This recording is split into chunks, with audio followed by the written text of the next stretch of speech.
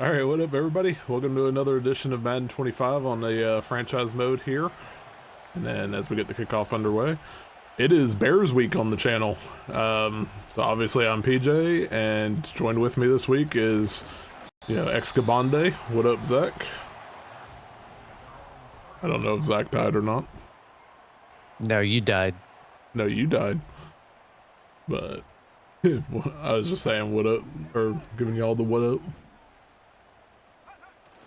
Yeah, I think your noise suppression cut me out.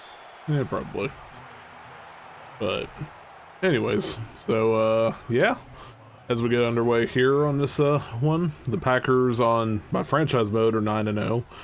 The Bears are entering 2-7. I don't know what the heck happened to them on this, but in real life it's going to be the 6-3 Packers taking on the 4-5 Bears. And Green Bay, when I checked earlier, was like 5.5-point favorite, somewhere around there.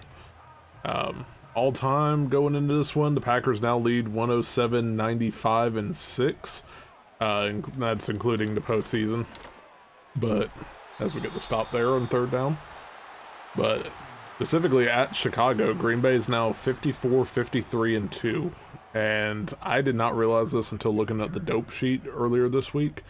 Green Bay's won 25 of the last 30 in Chicago to even get to a winning record over there. So that was, Green Bay's been dominating the series, but seeing something like that's just absolutely mind-blowing, I think. At least to me. It's been totally lopsided for a while now. Yeah. But speaking of, kind of continuing the lopsidedness, Green Bay's won the last 10 of this series, with the most recent one actually being the game that we went to in January. Also again, shout out to the dudes that we sat next to at that game for the free Miller Lite and the free hand warmers and everything. But yeah, the 10 straight wins that Green Bay has in the series is tied for the most in the series history with the 1994 to 1998 Packers. And then in the 5 Chicago games, as Josh Jacobs breaks a run here, Green Bay hasn't allowed more than 20 points in any of those games, and that joins the 1928 to 1930 Packers as the only NFL team to do that at Chicago per the dope sheet again this week. So, win this week actually gives them the longest winning streak in series history, so that'd be kind of awesome to see. Injury report started out pretty solid on Wednesday. Everybody but Wooden was, practicing, and he's doubtful now after not practicing all week. But then Jordan Morgan ended up getting injured during the week, and he's going to be out. And unfortunately, Marshawn Lloyd, he ended up, kind of getting ready to return from IR, only get appendicitis. So that kind of sucks. That's some injury luck that I would have. But the only other people with designations entering this week are Jair Alexander and Evan Williams. Both of those guys are questionable going into this one. And then on the Bears side, you have Tevin Jenkins and Kyron Amegaji. I hope I pronounced that right. Both of those tackles are ruled out already. So try to hit Reed across. Let's go. But yeah, and I think Tavarius Moore and Montez Sweat are both questionable, but expected to play. And then Brisker for them, their safety, he's already been moved over to IR now after the concussion he had a couple weeks ago, so he'll miss a few more games. But at least one positive injury note for the Bears is that they're expected to get, both Braxton Jones and Darnell Wright back this week, so I don't think either of them are carrying designations from what I looked at earlier. But yeah, so now that we got all that cleared out, you want to start with offense or defense, Zach? Doesn't matter to me. We're going to talk about it both. Yeah, might as well start off with offense since I'm actually playing on offense right now. So I guess the big question going into this one is, coming off of the bye week, can this be the start of kind of cleaning up some of the issues that have plagued the team during the first half of the season? They've been top 10. If that plays indicator of anything. Yeah, nope. Right. That was freaking weird timing. Yeah, Green Bay's been top 10 in points per game, top 3 in yards per game, and yet all the penalties, like the one that you just saw in the game here, dropped passes, not converting into red zone. It feels like they can't quite get to their final form almost yet. And I saw an SI article earlier that said we were like top 10 in both pre-snap penalties and on holding calls, and we're top 3 in drops this season per Sports Radar at like 23 drops already. So that's also Is it not only 23? I know it feels like more, right?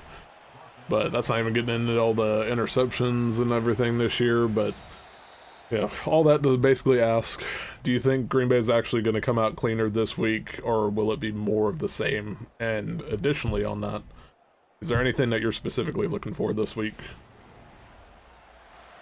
I'm looking for the offense to actually be clean for once.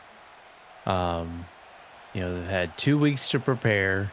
They've, the first week, the bye week, the actual part of the bye week is supposed to be the week where you actually focus on yourself and try to correct your own mistakes and not really, because you're not really game planning. I would hope that it would be cleaner. The pre-snap penalties would be, low or gone. You know, but at the same time, Matt LaFleur's been the head coach for a while. You would think a lot of these guys wouldn't have those issues at this point, and yet they still do.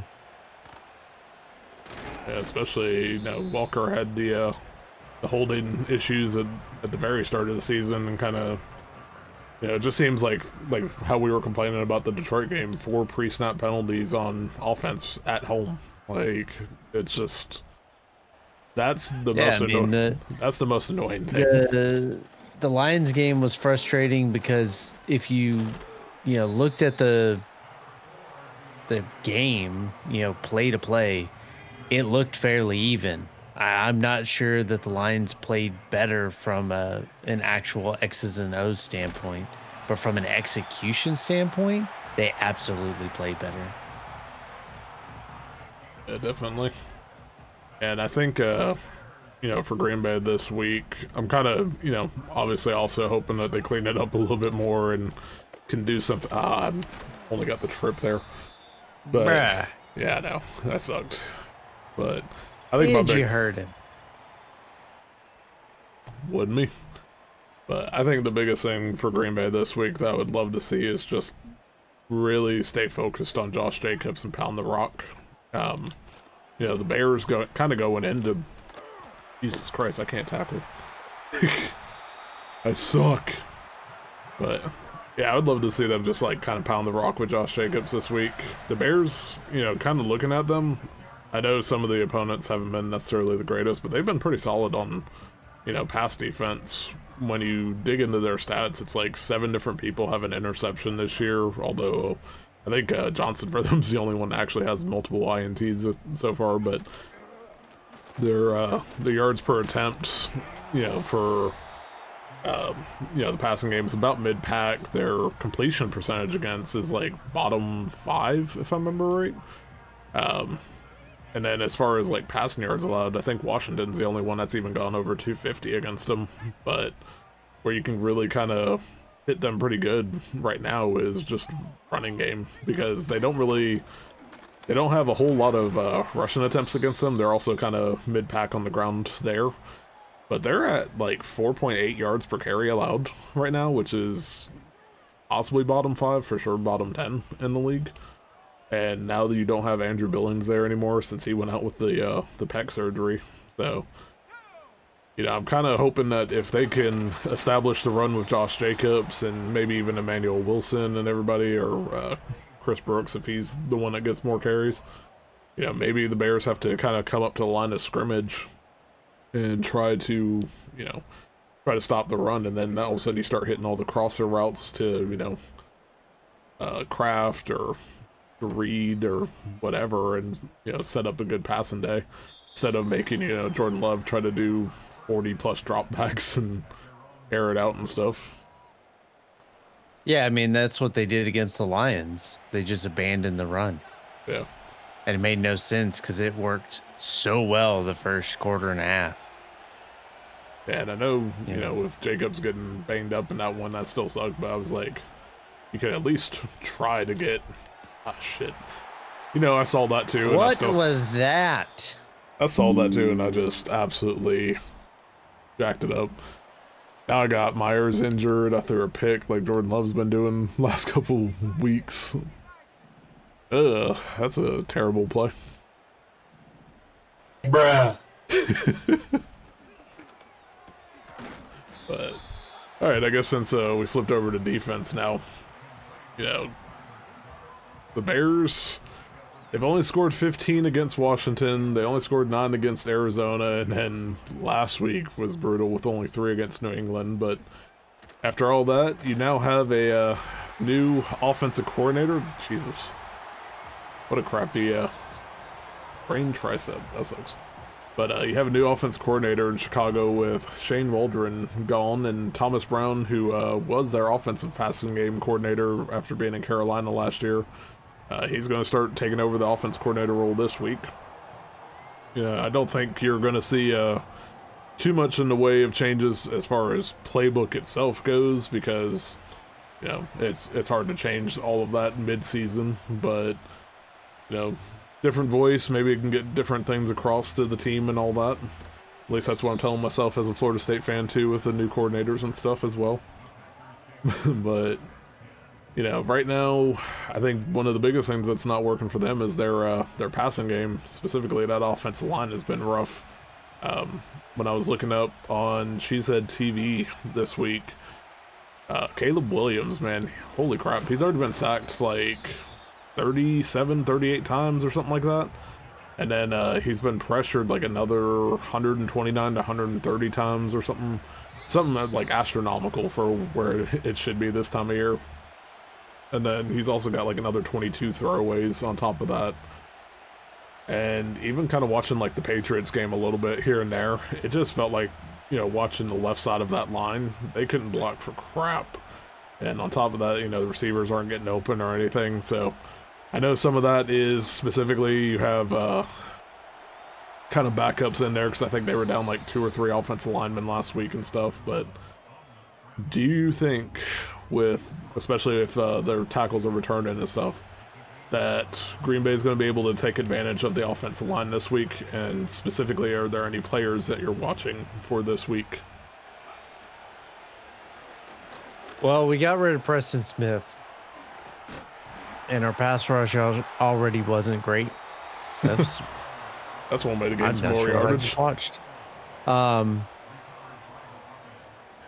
I don't want to be confident and say they're going to take advantage of it. But Rashawn Gary and Van Ness really need to step up from a pass rush standpoint. I know that Hafley has been blitzing more because the pass rush wasn't, you know, the defensive line wasn't getting a good pass rush push.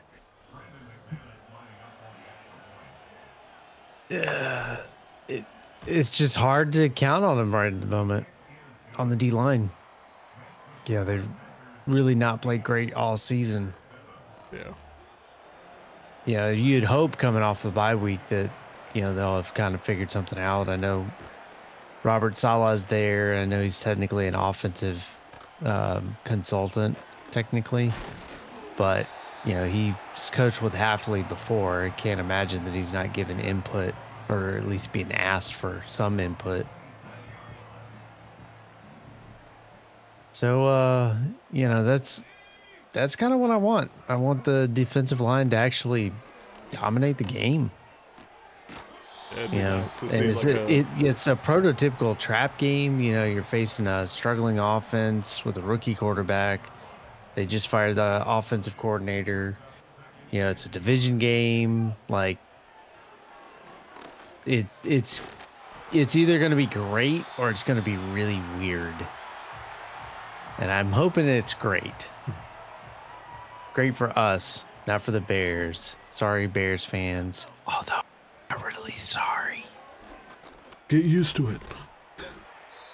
Yeah, I think, you know, with their new offense coordinator coming in and stuff, if they're going to really try to focus on what's working, I guess, the best. Maybe that leads to more of a running attack with Swift over there, because even though Green Bay is like top 10 in, I think they're top 10 in rushing yards per game allowed or something like that. You know, they've struggled against certain running backs here and there. You know, it's not And like... Swift fits that mold. Yeah, so like, you know, if they can get something going there, maybe Green Bay has to try to focus more on the run. That opens up some opportunities for Williams to try to get some short, kind of easier passes to guys like Moore and Komet, or Rome, I guess, too, because he's been pretty good over there. But I don't think you're really going to see too much of a deep ball threat, because they haven't really been able to hit the deep ball at all over there in Chicago. But I mean, overall, it's been a struggle for Chicago all season. Even, you know, with Swift and them back there, I think they're something like bottom 10 in points per game, bottom 10 in passing yards, bottom 10 in total yards. Yeah, their rushing yards per attempt is pretty low. I think that's also bottom 10. And then they haven't been able to really convert third downs either. So, yeah, I mean, my gut feeling with watching them is that we might not get as much pressure as, say, like New England did this past week, just because 9 sacks is absolutely insane. I don't even think we're going to do quite as much to Chicago as what we did to Houston. But if they can't make Williams uncomfortable, that's going to be just absolutely depressing to me. Like, they need to make him have some turnover worthy plays. Whether or not they convert or not, it's another story, but couldn't quite get that on the end of the half. But I think I'm going to call my shot now and say that, you know, Green Bay does get 4 sacks and like 10 plus pressures this week. I just don't think the Bears' offensive line is going to hold up that well, and if we're focusing on the run, I think, you know, we can end up making some noise there and stuff. The main player I'm kind of looking at on defense really has been one Cooper, because the dude's been great as a rookie, and he's just so fast. Like, I think he can blow up a lot of stuff that the Bears are going to try to do this week in the backfield. Especially, like, you mentioned all the pressures and stuff. Like, the Bears' offense line, with as bad as they've been, and, you know, the tendency to kind of pick up on some pressure, like, that just seems like it's going to fit him pretty well this week.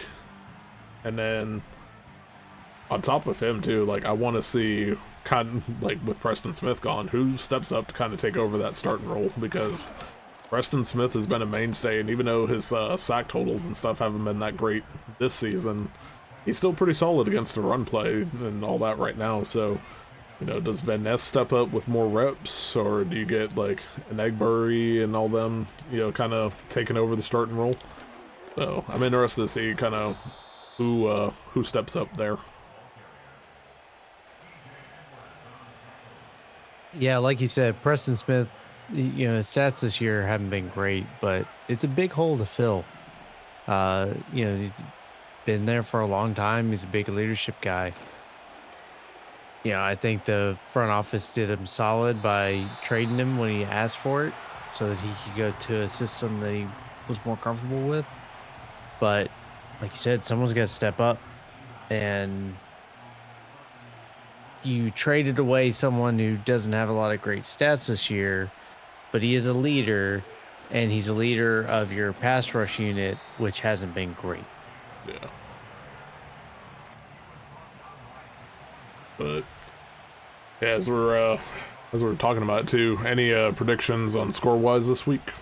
Or if you want to give any, I guess, player-specific predictions, you can. Coming off a bye week is funny, so I'm not sure that I have a player specific projection or prediction. For the score, you know, it is a trap game. I think it's gonna be a little funky. I'm gonna go with 30-21 Packers. Yeah, I had 27-17 Packers on my prediction. I think Like, my kind of gut feeling is that Green Bay is going to come out maybe a little bit fast and then kind of have a lull in a play. It just seems like for whatever reason in the first half of the Bears-Packers games, no matter if Green Bay's dominating or if they're not, it's always close after the first half. And then yeah, the only exception might have been opening week last year. Wasn't opening week still like pretty like close at halftime before we blew it out? If I remember correctly. Yeah, actually, you might be right. Yeah, because I know like when we went up there, it was only a 17-9 game, even though we absolutely dominated. But I want to say the first game of the year, it was Aaron Jones taking off in the second half that really propelled us. Oh yeah, that's right. It was 10-6 at halftime. Yeah. Yeah, so it's just like first half is always going to be one of those frustrating, like, damn, we're really letting the Bears stay in it, and then all of a sudden the second half comes in, and it's like, never mind. Yeah, it's going to be weird. Yeah. And since it is such a big rivalry week, any favorite Packers-Bears memories? Favorite Packers-Bears memory? Yeah. Whether it's our trip last year or something else that you remember watching.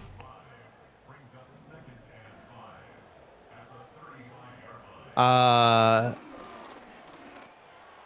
think my favorite, even though it really had no effect on anything in the actual season, is when we played the Bears and you and I were in a fantasy championship match.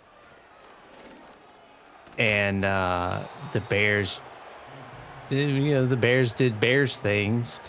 And I beat you because of I'm blanking on his name. He was our wide receiver that we sent to Ty Montgomery. Oh, yeah. He had that one ridiculous game and caused you to lose the fantasy championship. Hashtag thank you, Bears.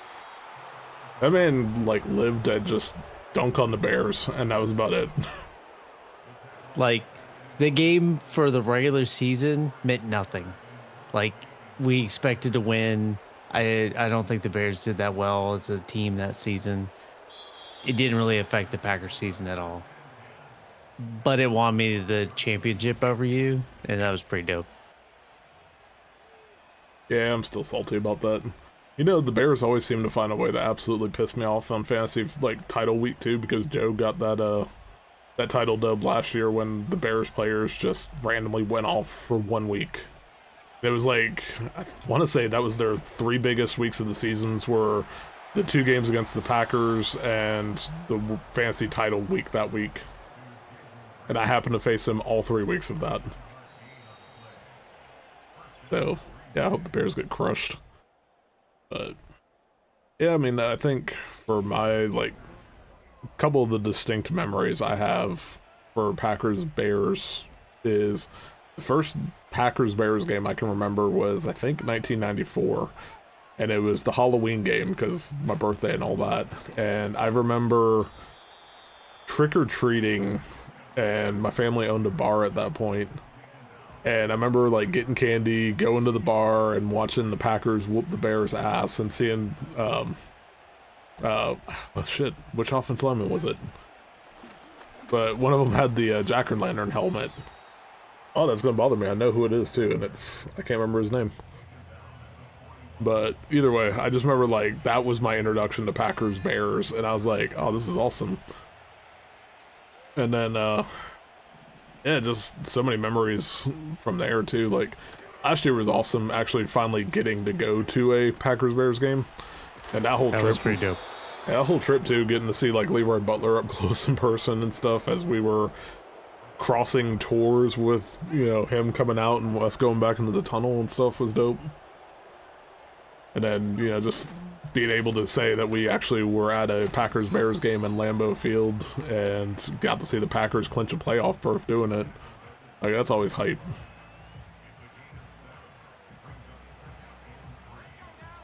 But, and it snowed while we were there, which was, I don't want to say unique, but definitely rare for you know, people from here to be around snow.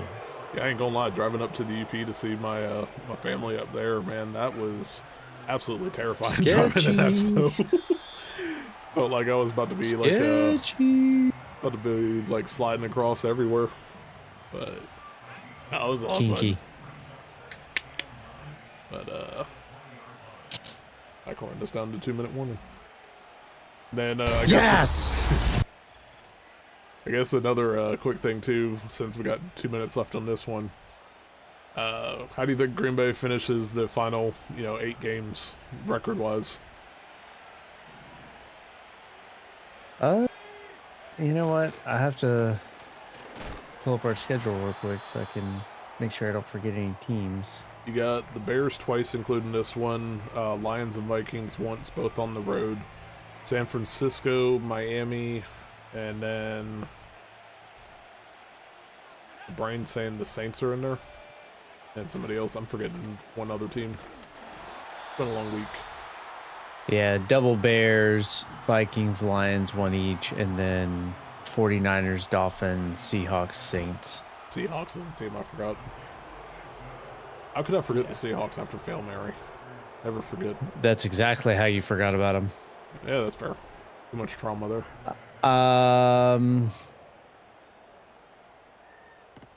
You know, I honestly think we could go 6-2. I never. We're facing the 49ers. That's a guaranteed loss. It doesn't matter what's going on with them. We're going to lose that game. I'm not sure who the other loss would be against. I mean, right now my gut says the Lions because they're the best team we've played so far. Yeah. But I also felt like we could have beaten them if we, had executed like any play on offense.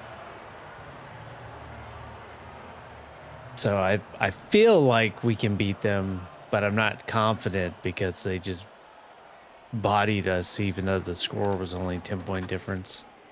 But yeah, I feel like we'd go something about 6-2. Just looking at it, we should, the Seahawks might actually be a pretty decent matchup. They've played okay-ish this year, but the Bears haven't played great recently. The Dolphins haven't played great. The Saints haven't played great. The Vikings, I think, kind of punched above their quality for the first few weeks, and they haven't been quite as good the last couple weeks. I think we can beat them. So yeah, I think the biggest difficulties are going to be the Lions, the Seahawks, and the 49ers. Now, hopefully we go undefeated. That'd be dope. Yeah, it'd be nice, especially with how crazy the NFC is this year. Yeah, my gut feeling is 5-3. Like, realistically, looking at the schedule, I can easily see 6-2. I think the Lions are going to give us trouble, and then some form of either San Francisco or Seattle or even Miami potentially, because of just what form of Miami do we get for this one.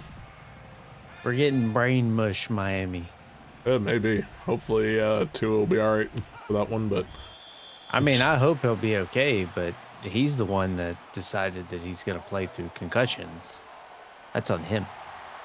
Yeah, but yeah, I think Green Bay will drop probably at least 2. Pessimistically, I think they'll get a 3rd. Maybe that's just me protecting myself there. But I don't know. We'll see. Pass interference, please. I thought I got a completion. I thought I got a completion out of that out of nowhere. I'm not sure how it wasn't. Yeah, it was weird. Alright, let's get some points to finish this one off. There we go. 27-7. Was that necessary? Absolutely not. Do I mind scoring against the Bears? Absolutely not.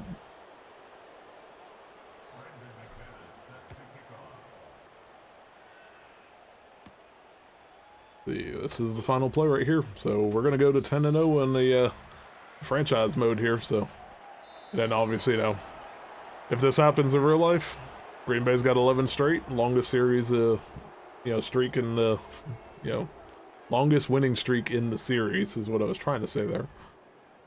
But yeah, we'll see, I guess. Just to kind of do a quick wrap up here too, since this game's over. I finally got that damn NASCAR Heat 5 video out, or recorded, so it's going to be out on Sunday. So stay tuned to see how PJ Moneymaker does at Chicagoland. And then if you follow the other social media sites, I'm on Blue Sky as well. Lots of fun Packer fans on there too, so, all the links are in the description for whatever I'm on. Anything that you want to add, promote, announce, whatever? Nope, I'm good.